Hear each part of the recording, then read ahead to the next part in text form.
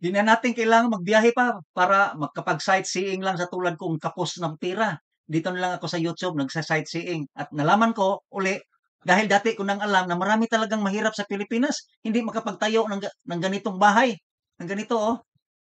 Hanggang ganito na lang mga bahay na natagpi-tagpi, malnaris pa, bihira lang makakain, 3 beses isang araw.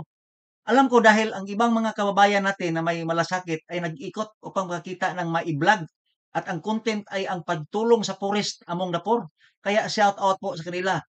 Marami silang natulungan at sa pamamagitan din sa kanilang mga follower na nagpapadala ng tulong. Katulad na din dito sa bahay na ito. Ito yung before at ito na yung after. Pero mayroong magandang balita sa ibang lugar sa Manila. Yung walang bahay o may ganitong bahay ay gagawa ng kondominium. Ba, swerte kayo ha. Magpasalamat kayo sa ating butihing senadora na may malasakit sa mga walang bahay na ganito. Pakinggan natin ang kanilang talakayan.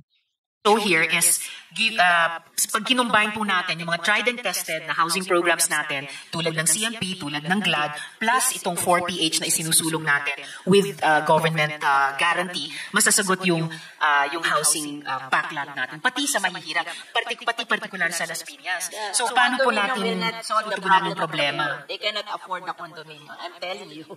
Kasi I know how to build condominium, so I know that they cannot afford that.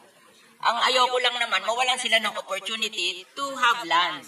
O kung hindi nila kaya ang condominium, give them the opportunity to own the land and let them build houses in the future.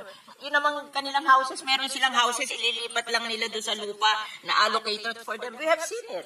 Actually, Their homes are 4 stories. Kasi dahan-dahan nila 30 years, dahan-dahan nilang binil. Precisely, Mr. President.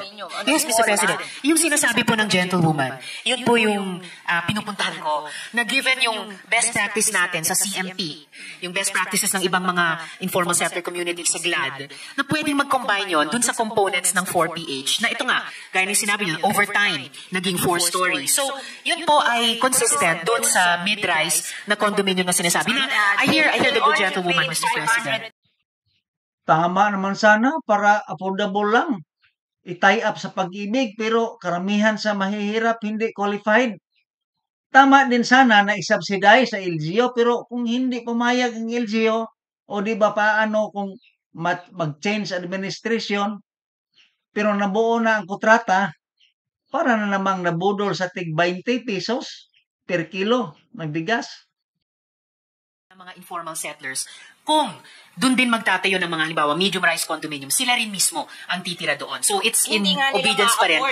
That's where this comes in, Mr. President. That's the problem. Yun po. Why will you insist on building them condominiums when you can distribute the land to them 500 a month lang? Ang babayaran nila. Why will you insist on building condominium? Dahil kikita ka doon sa contractor ng condominium. What? Na may porsyento ka doon, kaya pinag-i-insist mo yung condominium. What? Actually, bakit nyo ini-insist ang condominium? Payag naman yung mahihirap na i-distribute na lang yung land sa kanila and that's 500 a month. Ang ganda na sana sa ating imagination na ang mahirap ay titiras condominium. Kaya vote wisely. Hanggang sa muli, please subscribe, likes, and share my YouTube channel.